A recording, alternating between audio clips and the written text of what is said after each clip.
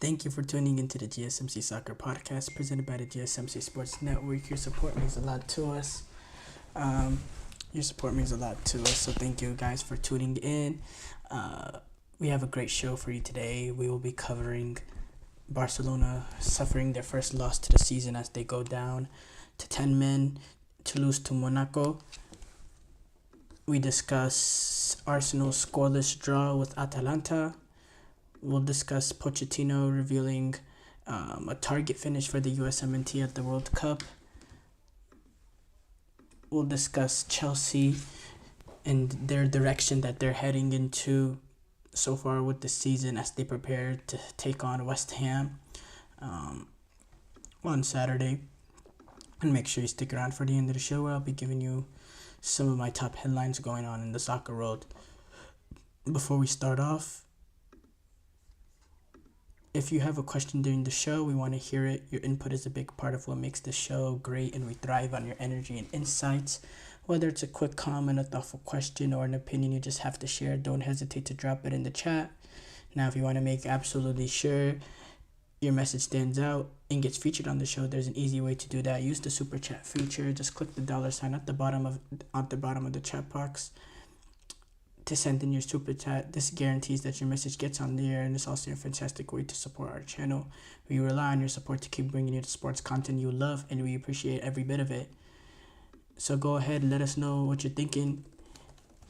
Hit that super chat button, and let's keep this show as interactive and exciting as possible. And if you prefer, you can also go to the GSMC podcast.net to tip, donate, comment, or leave a question there. We couldn't do what we do without your amazing support, and we're so thankful to have you as part of our community. So yeah, as I pull it up, let me pull.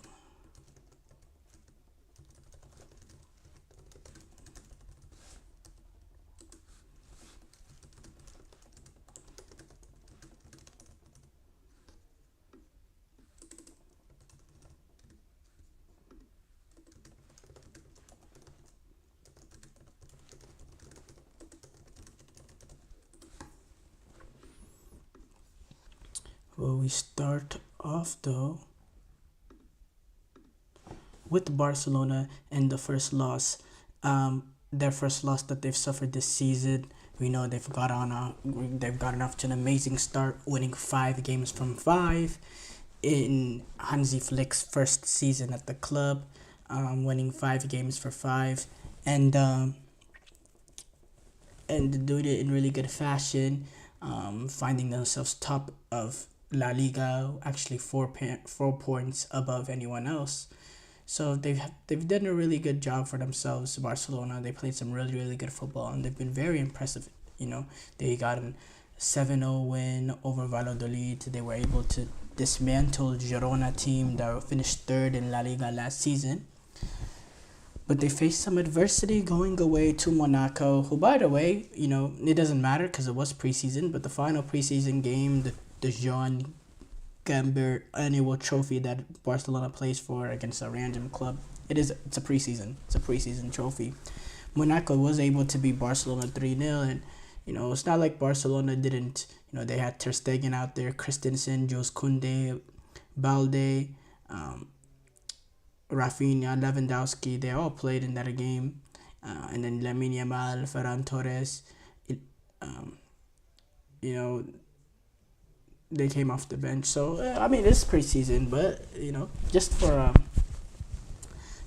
it was, we were talking, it was should we be a little bit concerned because of that result? Obviously we were wrong, because that was just preseason doesn't matter. But they went away to Monaco, opening day of the Champions League. They faced some adversity early with they put themselves in a position that they had to play with 10 men for 80 minutes plus stoppage time, because Eric Garcia got sent off in the 10th minute, which in my opinion was a combination of mistakes. Now, Eric Garcia, he hasn't been able to get a foot right since he's been to Barcelona, I have to say. And he's trying to play himself back into, getting minutes for the club, and he's playing in unnatural position with the situation, the bad situation Barcelona finds themselves in midfield, the lack of players to play in that role, and Eric Garcia, he's it's a combination of mistakes there. First of all, Ter Stegen should never be playing that ball to Eric Garcia under that kind of pressure. That's a ball that you have to clear sometime. And Ter Stegen, he loves playing out of the back. That's his specialty. He has quality with his feet, but you gotta understand the personnel sometimes, which is hard in the moment. Yes, but Eric Garcia, he sort of gets. He's not even first to the ball. I forgot which Monaco player was able to intercept it, and as he intercepted it, he was going through. Eric Garcia tries to make a play, and he just it's a mistake. In that situation, Araujo made that same sort of mistake. If you go back to last year's Champions League, the last two times Barcelona has been in the Champions League, going down to 10 men because of a denying of an obvious goal-scoring red card has cost them the last two games. Eliminated them in the Champions League last time around, where they were by far through the first leg and second leg, 30 minutes of the second leg, they were by far the better team. They were outplaying PSG. That red card happens. Araujo, denying an obvious goal-scoring opportunity, completely changed the game. And it's the same thing here. When you're going down to 10 men away in the Champions League, it's really difficult. And eventually Magnus Akoloche, really good, tidy sort of player, scored a nice goal, playing in tight spaces. Really nice goal. A good finish. And it gave Monaco the lead. And, I thought Barcelona responded pretty well, even with going down a goal, being down to 10 men. They had a little bit of opportunities. Not a crazy amount of opportunities, of course, but they were poised and they were able to get themselves back in it. And it was a moment of magic from none other than Lamine Yamal, who produces another quality moment, where he found himself in a position that he had time and space, and he had, we know the ability that he has, and it's, he makes a one cut, creates so much space for himself, and when he has that kind of space, he has a magical left foot, really good finish in the bottom corner, and it was, it was a goal against the runner play. It was a goal that came out of nothing, but that was the kind of moment that was needed. When you're going down to 10 men, you're not gonna have sustained pressure. You're not gonna get numbers forward and have a sustained amount of attacks and create a lot of opportunities.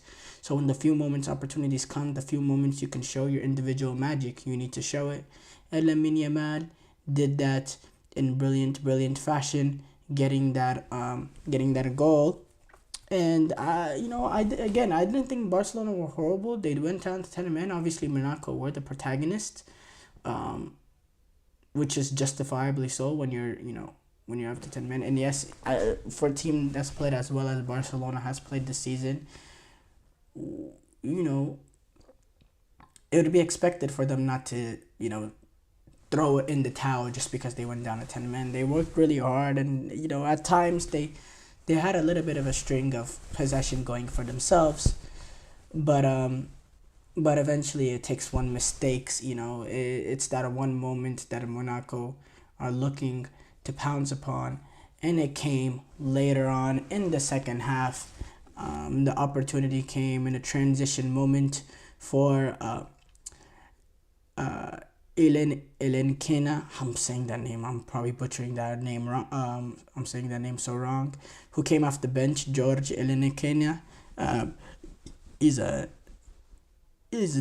Nigerian international.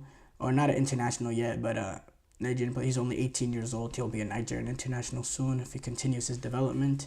But getting the winning goal in transition, finding himself in space, going behind. Yes, when you're defending with 10 men, it's difficult. But this goal was rather a misstep between Martinez and Kubarasi defending that situation.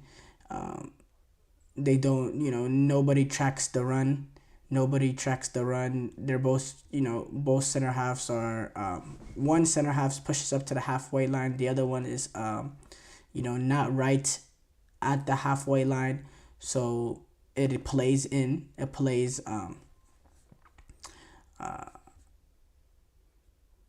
Elinikini, it keeps him on side. There's not that much pressure in midfield, so the Monaco player is able to, or his center half actually, the Monaco center half is the Monaco, I believe it was Vanderson, the Monaco left back. He's able to play in the ball from behind. There's not much pressure on him in that situation, receiving the ball from a poor pass from Rafinha, and it's right into the pass of any kind of center back mishap, and then it takes one moment. A lot of people were also blaming Ter Stegen for that second goal as well. I have to say though, in that situation, you're facing a one-on-one.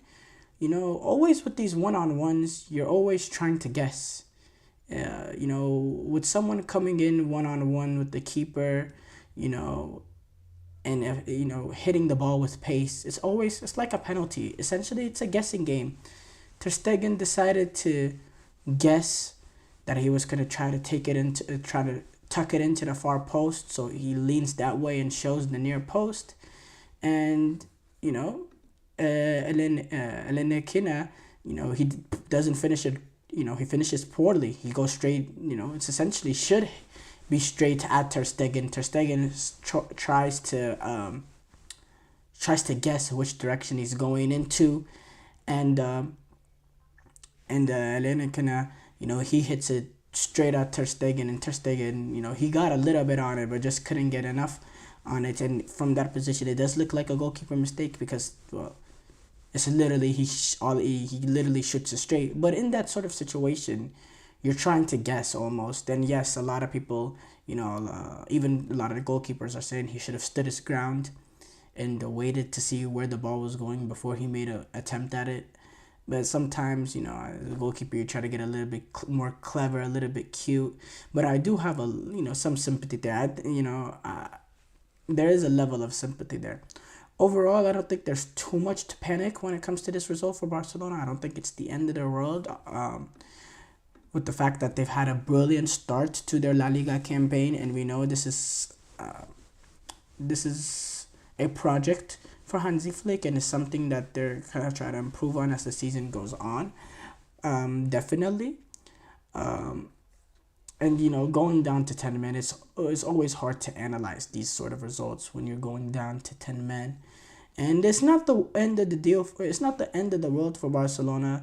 They have young boys coming up at home next time around. That's going to be a crucial game. They have, obviously that's going to be a crucial game. You cannot, drop points in that game. Then you have Bayern Munich, which is another difficult game, but a game that I'd have to say Barcelona will not fear Bayern Munich. This is a Bayern Munich that, have defensive vulnerabilities that Barcelona definitely can pounce on. And then Barcelona take on Crvena Zvezda, Brest. Then they take on Borussia Dortmund. They actually go away to the Iduna Park, which that will be a tough test as well for them. And then they have Benfica and Atalanta. So, obviously, bad loss for Barcelona or bad result for Barcelona. But at the end of the day, we don't, with the start that they've had, they've earned the benefit of the doubt. And I don't think it's completely, I don't think it's anywhere near panic mode right now for Barcelona. You just got to move on and forget about this game.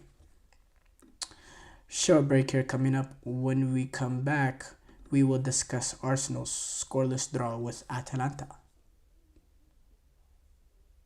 I feel like I'm losing my mind. Is everybody in the world blind? Please, Lord, give me a sign, a sign. I feel like I'm losing my mind. Is everybody in the world blind? Please, Lord, give me a sign, a sign. I wanna be the greatest. Everybody on the fake shit. I look around and feel like everybody is the fakest. I make this every day and I'm impatient, hoping one day I blow up from the basement. Statement, the top is so vacant. I don't hear shit that I think is amazing. Waiting for my day when I'm playing sold out shows for 1,000 faces. Hey, give me that crown, get in my way and to be put down. It ain't your place, all this my town. If I want that shit, then I'll get it right now. I'm losing it, the noose it fits. I'm losing shit, a stupid myth. You choose to live or choose to dip. You choose to fight or lose your grip and lose a gift. I feel like I'm losing my mind. Is everybody in the world blind? Please, Lord, give me a sign, a sign. I feel like I'm losing my mind. Is everybody in the world blind?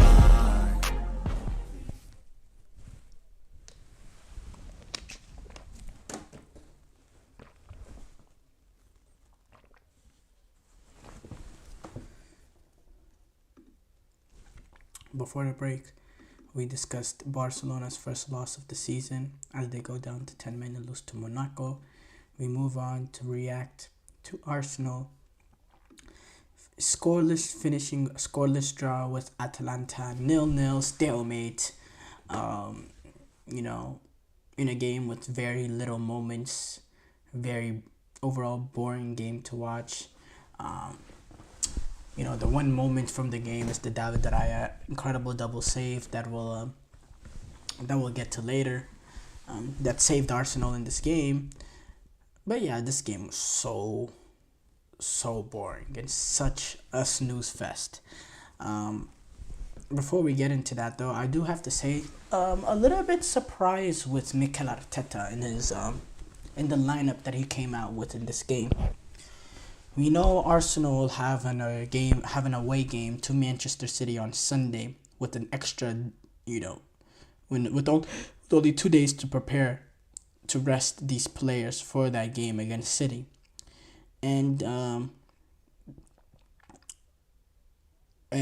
Manchester City have an extra day because they played yesterday. On top of that, Arsenal had to go away intercontinentally, travel away to Atalanta, to Bergamo, Italy, come back to London, and then they have to go up to Manchester to play another away game with a day less of rest. Would Manchester City get an extra day of rest, and they got to face off at Inter Milan at home, didn't have to worry about traveling away, traveling to another country, traveling to, another country across the continent, and then on top of that they get an extra day's rest, and on top of that as well they're playing the game on Sunday at home. They don't have to worry about going down to London or anything like that, and they have their home field advantage. For me, Arsenal find themselves, that's a double advantage for Manchester City, and I thought, Mikel Arteta, knowing the importance of the City game, you can't win the Premier League, but you can almost lose it on Sunday if you go down 5 points this early. You're already almost in panic mode. It was really interesting to me that he went with the full-fledged, starting 11, because I have to be honest, this is probably the starting 11 I expect on Sunday. Maybe he'd revert to what we saw, what they did against Tottenham, but more or less, if anything, there's gonna be a difference. Is Jesus is gonna come out? They're gonna, bring in Trossard and play that similar, 11 that they played against Tottenham. But apart from that, he even had Jurriën Timber, who we know the injury issues that he's had, the injury concerns. I thought he definitely would have at least got a rest, but that is not the case actually.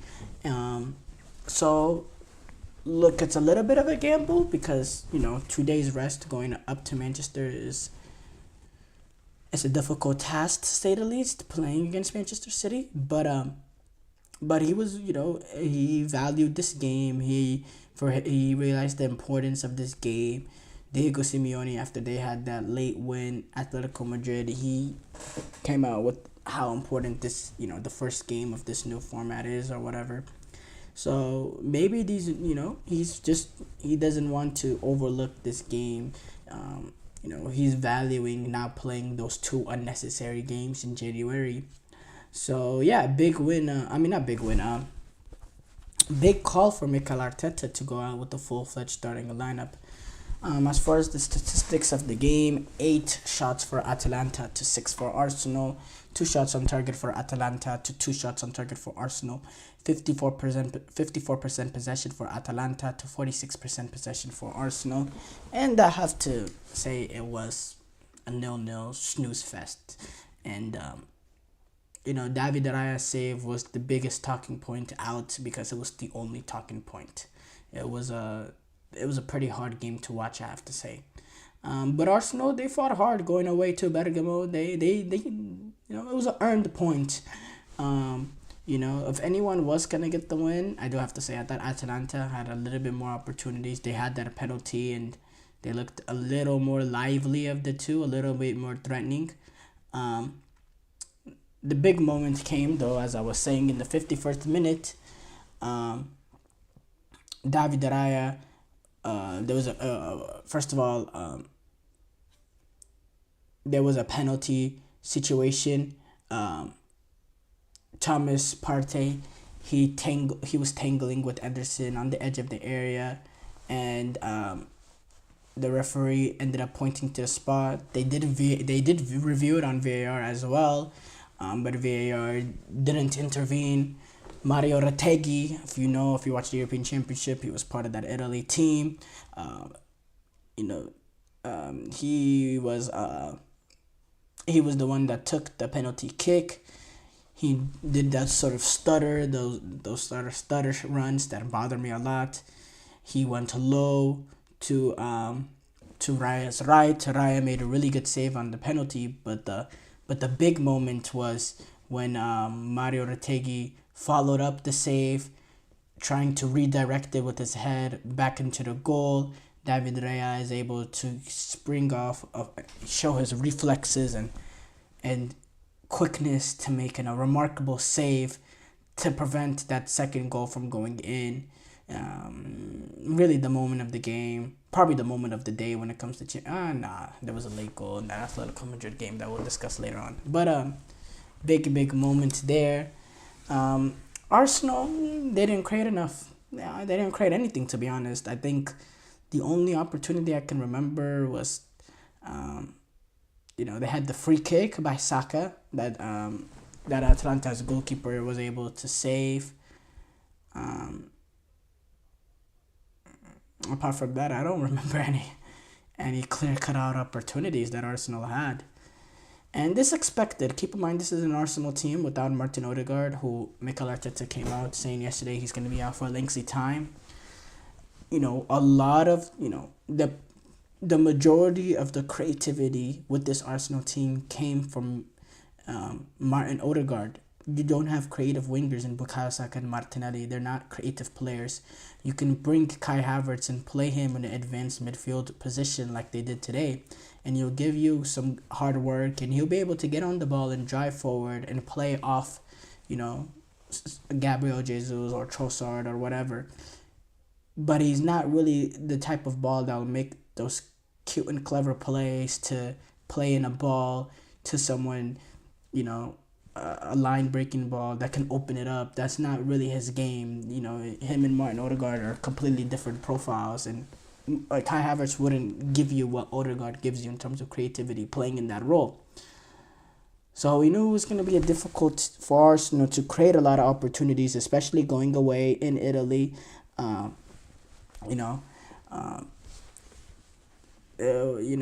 Arsenal were definitely not at their best, and they haven't really been particularly, in terms of general play, they haven't played good football this season.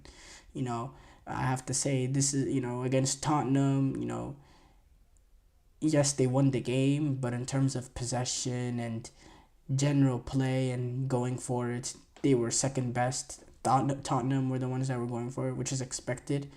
When you move on to the Aston Villa games, similar things. They took advantage of individual moments, just like Tottenham against Brighton. Similar things, but you can excuse that going down to 10 men. We saw what happened with Barcelona when they went down to 10 men. But overall, it's a good point away for Arsenal. I think Atalanta will be happy that they were able to keep this Arsenal team at bay as well. As these two teams go forward in the Champions League, and obviously Arsenal have that big game against Manchester City coming up this Sunday.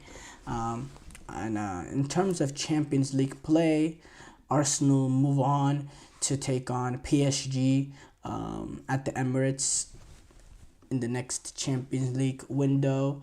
They also have Shakhtar Donetsk to take on. They'll be going back to Italy as well, to the San Siro this time to take on reigning Serie A champions Inter Milan, who's coming off that hard-fought earned point at the Etihad against City. You got Sporting Lisbon as well that Arsenal will have to face, Monaco, Dinamo Zagreb, and then they close out their Champions League campaign against Girona. Short break here coming up. When we come back, we will discuss Pochettino revealing a target finish for the USMNT at the 2026 World Cup. Looking for your daily fix of sports talk without having to pay for it? GSMC Sports Network is available on YouTube. Just search GSMC Sports Network. Get your fix of daily sports talk shows on YouTube, absolutely free. NFL, college football, NBA, MLB, MMA, UFC, fantasy football, and so much more. GSMC Sports Network has shows running all day long, with new sports shows starting every 2 hours. Just like on your favorite cable sports channel, except GSMC Sports Network is absolutely free. Just search GSMC Sports Network on YouTube to catch one of your new favorite shows, like the GSMC College Football Podcast, Chip Shot Football Podcast, Hoops and Heels Women's Sports Podcast, GSMC Basketball Podcast, and so many more. Check it out for yourself. GSMC Sports Network, now available on YouTube absolutely free. Search GSMC Sports Network on YouTube right now.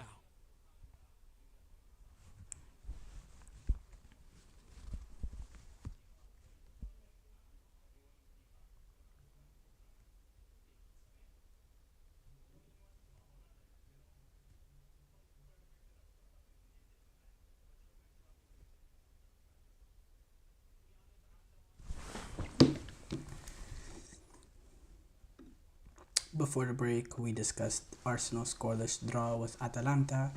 We move on to react to Pochettino revealing a target for the USMNT at the World Cup. So obviously he had the press conference with the US Federation a day or so after he was officially announced through US Soccer social media.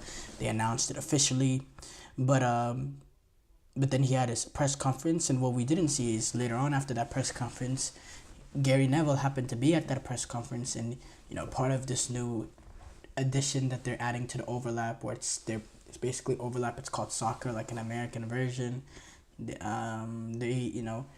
He interviewed him as well. It was part of a clip actually of a greater interview where him and Jamie Carragher were interviewing Emma Hayes, and then they inserted this clip in with and Pochettino, he revealed, which is, I guess I'm a little surprised that he revealed this, but I guess when you're comfortable, when you're talking to someone in Gary Neville that he's been sort of used to in the English media, some sort of personal connection that must have been built with the amount of times that they've been in around each other. Gary Neville has talked to him and asked him questions, interviewed him, all that, and maybe it put him in a comfortable position that he was willing to be more open. And he when he was asked about some of the targets, he was blunt with it, straight up. He said the truth is the quarterfinal is the target. They were very clear, and I am very honest to you, and I think that was the idea, the challenge. They know that it's going to be difficult, but I am a person, and we are people that really, really believe that we can. We all think that the talented group can perform better, and we accept the challenge. Now, this is the USMNT that have progressed past the round of the 16 only twice in their history. They, in the opening tournament going back to 1930, and this is, by the way, when the World Cup campaign went straight to a semifinal. There was no round of 16 quarterfinals. Only 4 teams made it to the knockout stage. In that edition, in the 1930 World Cup, they actually went on to finish 4th at that World Cup.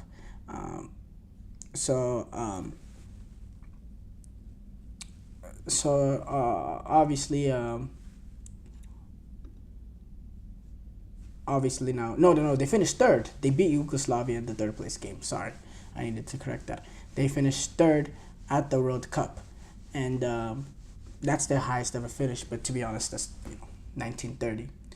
But other than that, besides that one World Cup, the other time that they made it past the round of 16 was actually in 2002, where they lost to Germany 1-0. Very controversial game, as we all know, but they lost at the end of the day to Germany 1-0, and that's their highest ever finish that they've had, apart from that 1930 asterisk. But yeah, it's obviously it's very blunt and straightforward, which I appreciate. I appreciate that. I appreciate that from Pochettino, and I appreciate him being honest. And I think the expectation of saying the quarterfinals is fair. Yes, I do think it's fair, but I do think at the same time, and we know, and I don't want to sound like a broken record, but this team does have, compared to the players of the past, this team does have, a little bit more quality in terms of players playing in Europe, playing and starting for European teams in the top leagues. So there is talent amongst this team that hasn't been there in the past. But these players don't have the mentality and the grit and the determination that teams in the past have. And that sort of desperation playing for your badge and defending your country. This team doesn't quite have that. And it's something that can be developed, yes, but they don't have this right now. And maybe a home World Cup will sort of shock them into it. But with the quality players you have, you should expect, the expectation should be the quarterfinal. Forgetting that the fact that it's home cup, you should expect to take the next step as a national team to be better than what we've done in the past. So it is quarterfinal. But the fact that you're playing this World Cup at home, I think should add an extra, there should be an extra, an expectation to do above and beyond, to do one extra than just the quarterfinal. Because look, we're expecting them to reach the quarterfinal just based on the talent improvement that this team has faced over the last 2 decades or so.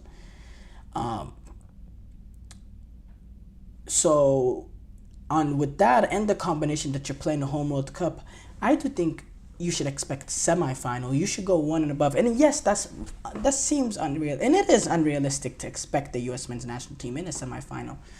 But shouldn't you aim high? Shouldn't the expectation be up there? Because if you're thinking about it logically, let's say this World Cup was played in Brazil, or whatever. Brazil hosted a World Cup. Let's say this World Cup was played in China. The reasonable expectations for the USMNT will be the quarterfinals, even if it was on a neutral venue in China, because there has been an improvement in terms of players, in terms of talent. There has been an improvement. in terms of the talent. So you gotta expect better than what you've seen in the past. But on top of that, you're playing this at home.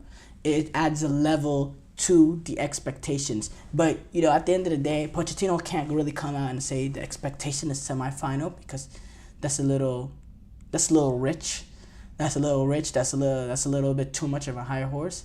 But I think if he said quarterfinal, semifinal, if he said something of that sort, I don't think it would have been something that would have been taken and ran away from the media. So I do think, though, there should be an extra level of expectations, because the World Cup is being played at home. That's a huge advantage, and he spoke about it. He said that had a big part of the reason why he accepted the job in the first place. That's just the reality of it. Having the World Cup at home is a huge advantage, and is a complete game changer. And there's also another element to this. This is not the same World Cup in the past. There's 48 teams. So there is that extra knockout stage game. There will be a round of 32 game in this new format. So to reach the quarterfinal, you're going to have to win 2 knockout stage games. Now, albeit it's going to be a weaker round of 32 game, obviously, because, a round of 32 game, it's going to involve some of the weaker teams, because in this current format right now, with the 32 teams that qualified for the World Cup, that would be the round of 32.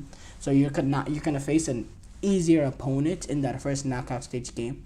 But the fact that you're having to play an extra knockout stage game as well, it's still a difficult game, a one-off game playing against, let's say the US, were playing Iran in the round of 32, like, the US played Iran in the 2022 World Cup to get into the knockout stage.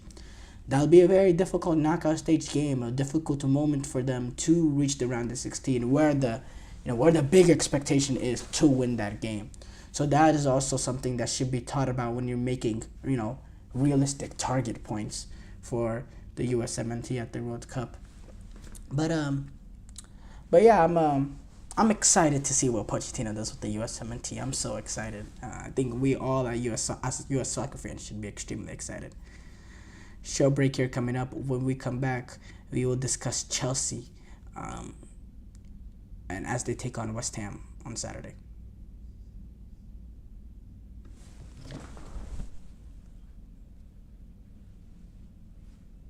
For the best and latest podcasts available anywhere, go to the podcast app on your cell phone and type in GSMC to access free content-rich podcasts on health and wellness, book reviews, sports, entertainment, relationships, social media, movies, technology, finance, and even weird news. Subscribe and download the GSMC Podcast Network's family of shows, available everywhere podcasts are found.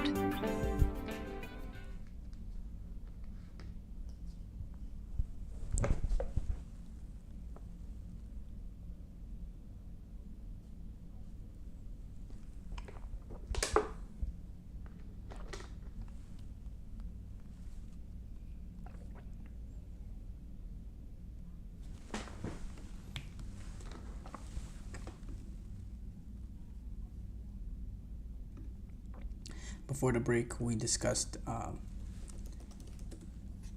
the situation when it comes to Pochettino revealing a target finish for the USMNT at the World Cup. We move on to discuss Chelsea. We know it's been a difficult situation, a vulnerable situation for Chelsea Football Club over these past few years. Ever since this new ownership group came in, I've been very, very critical of this new ownership group and the team that's the ownership group and the transfer decisions and strategy and all that. And it seems like there's also been a falling out amongst the ownership as well, which is not something I'm going to get into this segment. My issues with the Chelsea ownership and hierarchy has been well stated here. But strictly sticking with the footballing points and with the what we've seen so far this season, Chelsea, in my opinion, I still don't know whether we're heading into the right direction or not. I have to say, and obviously that's playing it a little safe. This is a team that's played 4 Premier League games. I don't really I'm not gonna take much into the 2 Conference League games. We've had 4 games so far this season, 2 wins, a draw, a loss. You analyzed it. You had that opening day. Either the one loss they had is that opening day, bad loss to City. Okay. We'll take that. The second game, we showed some good signs, especially in that second half, where we were able to dismantle Wolves in that second half. Got 4 goals in that second half and put 6 on the board as we got past Wolves, beating them 6-2. Then we had the disappointing draw to Crystal Palace.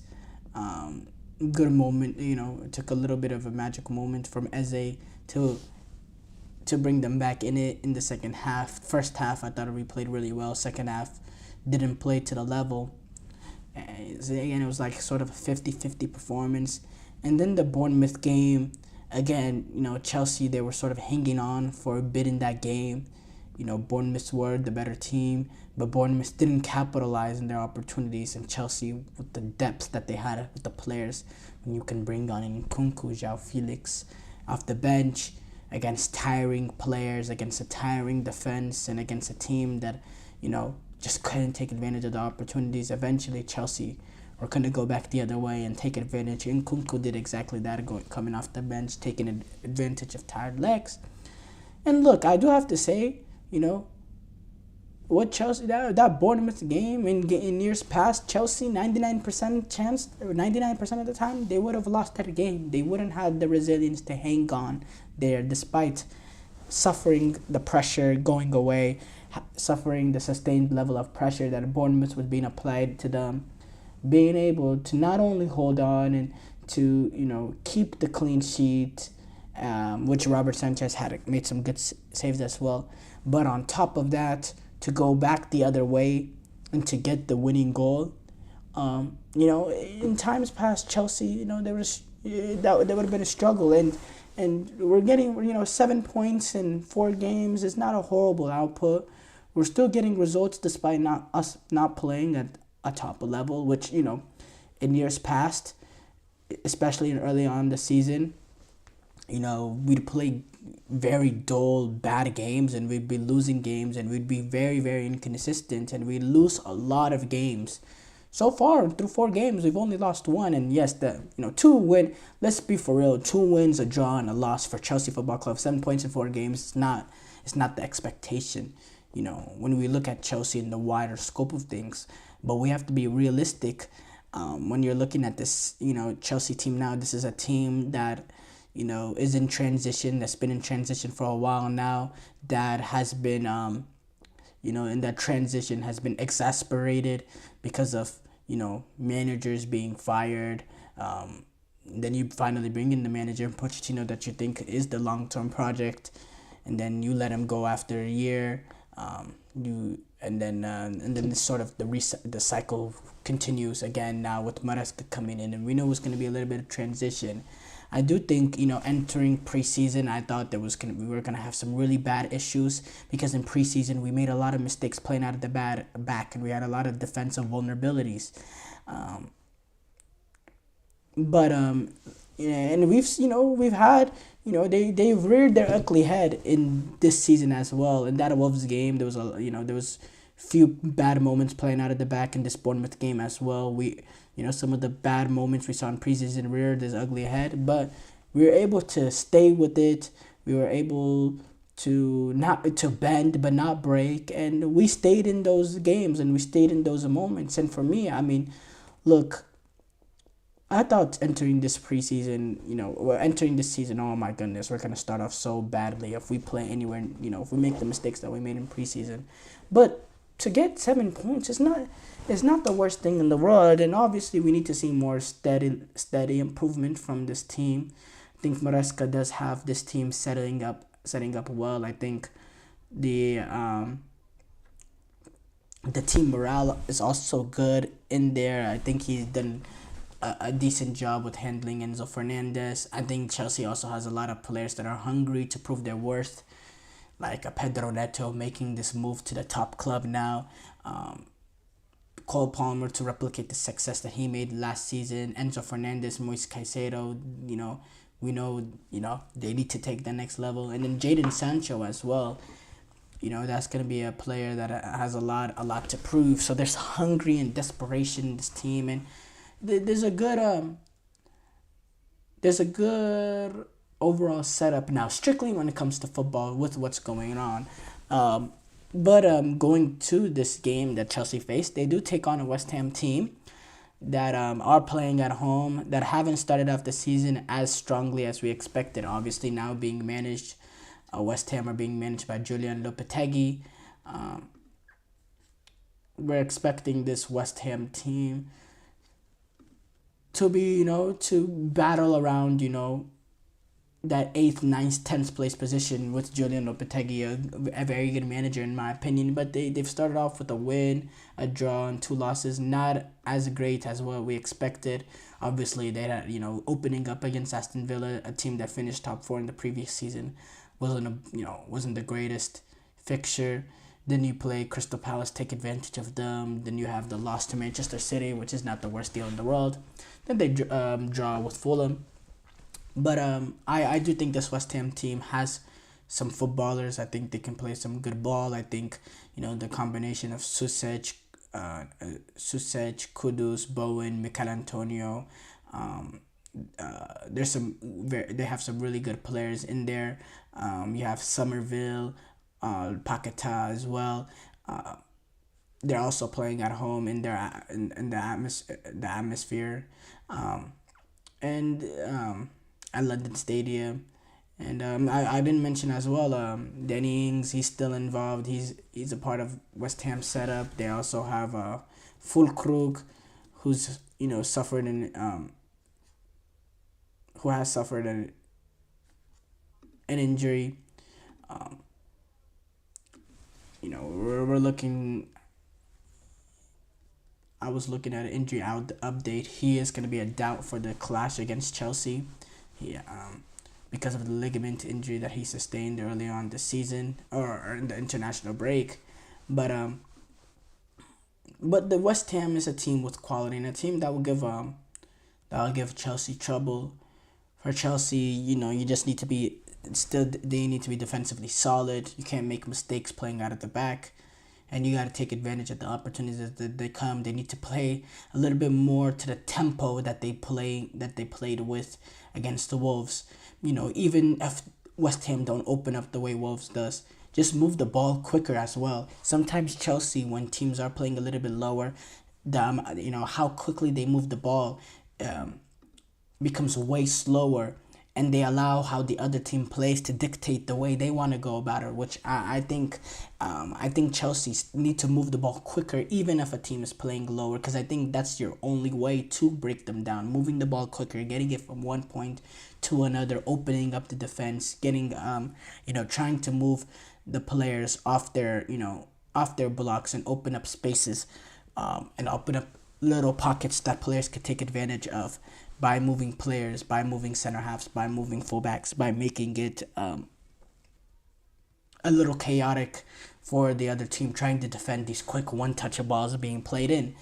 So I think if Chelsea can move the ball quicker, it will be a tough opposition. I do think a point for both teams will probably be the realistic outcome. Maybe Chelsea can nick it. I can see this going similar to way Bournemouth. How it went against Bournemouth. West Ham away is not a particularly easy fixture as well for Chelsea. It's a fixture that's given us trouble in the past.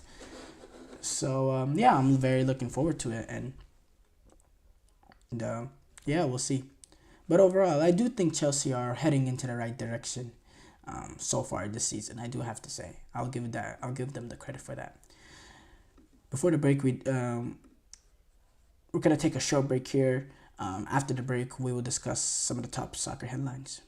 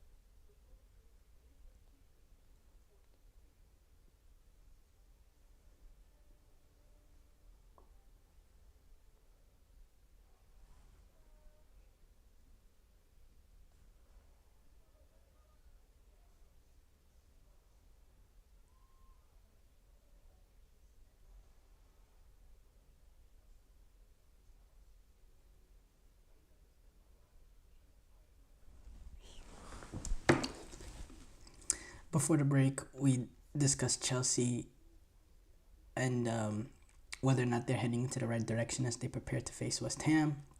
We move on to react to some of the top headlines going on in the soccer world. And we have to start off with the Champions League games. Continuing, this is a weird format this week. It's still going to be the only week is like this where we have Champions League games on a Thursday night. They're reserving this week only for Champions League. They're reserving next week for only Europa League, so we'll see something similar Tuesday, Wednesday, Thursday Europa League games. And then Conference Week gets a week of their own later on in December. And it will lead to having some Champions League Thursday night games, which this will not be a common thing going forward. Even with this new format, it will resort to the regular Tuesday, Wednesday format with a congested amount of games going on in those 2 day time slots to fit in all 36 teams in 1 week. But yeah, I just wanted to discuss the remaining games. Benfica were able to get 2-1 win over Crvenes Zvezda. Leverkusen went away to the Netherlands to take on Feyenoord, where they got a thumping 4-0 win. Good win for them. Brest got a 2-1 win over Storm Graz. And I'll go a little bit more in depth with Atletico Madrid winning 2-1 over Leipzig. But I do have to say, really good win from Leverkusen going away to Feyenoord. Very, very decisive, very, very clinical, very ruthless, cutting edge. Everything that Tottenham is in, Leverkusen is. Just cutting edge, decisive, clinical, took advantage of their opportunities, ruthless. And that's the team that won the Bundesliga. And there was a little questions with them because they started off the season not as great as they did, losing a game early on in the Bundesliga, which we know the unbeaten streak that they had last season. But to expect them doing that twice in a row was just not gonna happen. So very good win for them, and I still think they're a very, very good team. The way that they bring fullbacks involved was Grimaldo getting a goal, and Frimpong, his importance as well to this team. They are a Champions League contender. They'll be a team that nobody wants to face off in the Champions League. I can assure you that you think Arsenal if they have to play them in the knockout stage games, do we really think Arsenal are the favorites? I don't know about all that. Atletico Madrid get a huge win against RB Leipzig, though 2-1. Benjamin Sesko, he took advantage early on a counter-attack opportunity for Leipzig. And then Griezmann, he was eventually able to get the equalizer in the 28th minute. We know the importance that Griezmann has had for Atletico Madrid. He's always been hugely, hugely important, and his importance continues even with the arrival of Julian Alvarez. Griezmann's importance cannot be understated. And then the winning goal came from Jose Jimenez, the Uruguayan international center half, gets the winning goal in the 90th minute. And it's an important win for Atletico Madrid. Diego Simeone saying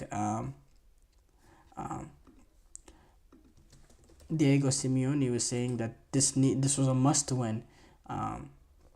This was a must win for Atletico Madrid because of the new format. We'll get into those, comments later on.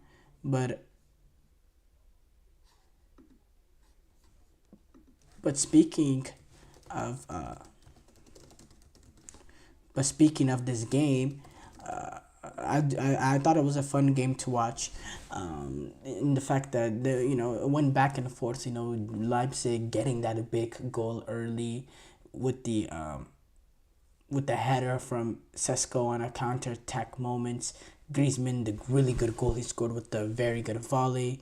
And then Atletico peltering Leipzig, dominating the match, creating a lot of opportunities. They like clear-cut opportunities, having 20 attempts on goal, which is a ridiculous number.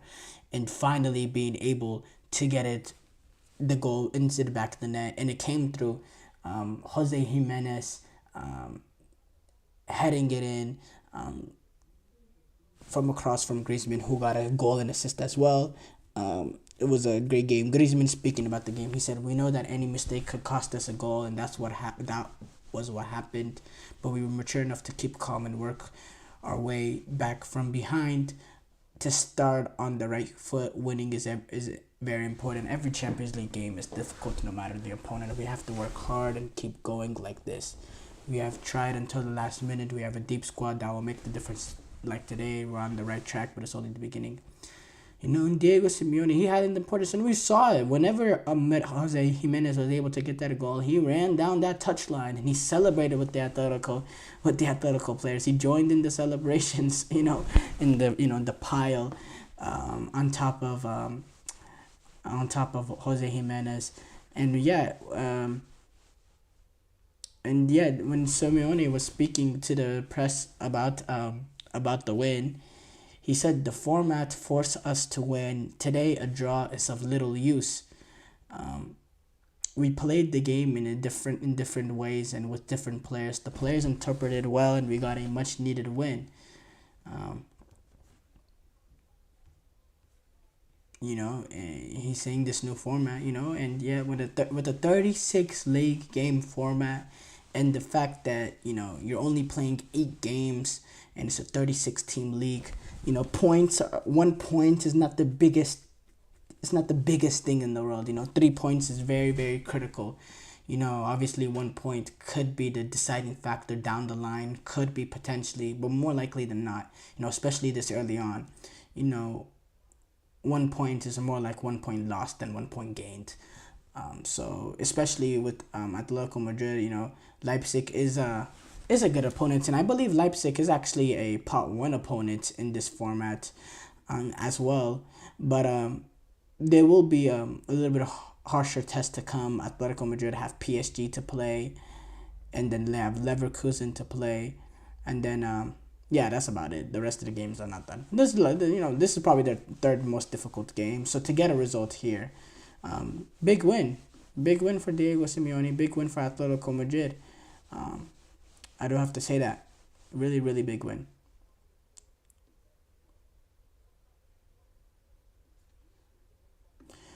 Speaking of going to international management, Graham Arnold, who was the manager for Australia as they reached the round of 16 of that 2022 World Cup, he resigned as the manager for the Australian national team. He resigned following the fact that they lost to Bahrain, and then they had a 0-0 draw with Indonesia in this past international window. He has resigned, and it was a shock resignation as well. And Australian Football Federation Chief Executive James Johnson says the federation will want to are looking to appoint a new permanent manager for the Socceroos in the coming days or next week or two. There's been names that's been listed like Kevin Muscat, Tony Popovich, Hervé Renard, Jean Aloisi, Nick Montgomery, and Peter Klamoveshki have all been floated as potential candidates.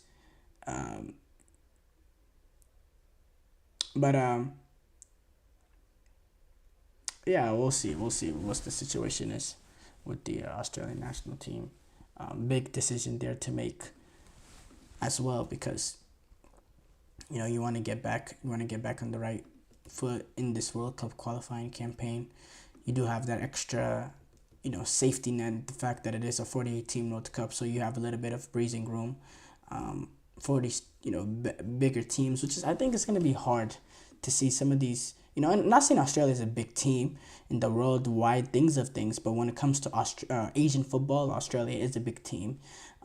So it's hard to see some of these teams that are expected to qualify for World Cups not be there. It's going to be more rare now with the 48-team World Cup. It's going to be almost non-existent. We're not going to have Italy miss out on a World Cup. We're not going to have Netherlands miss out on the World Cup. We know Netherlands missed out in 2018. So it's it's the new format. Thank you guys, though, for tuning into the GSMC Soccer Podcast presented by the GSMC Sports Network. Your support means a lot to us, so please remember to subscribe to the show and leave a positive review. It really does make a difference. We also invite you to follow us on Facebook, Twitter, TikTok, and Instagram for more content and updates. Thank you once again, and have a wonderful, wonderful day.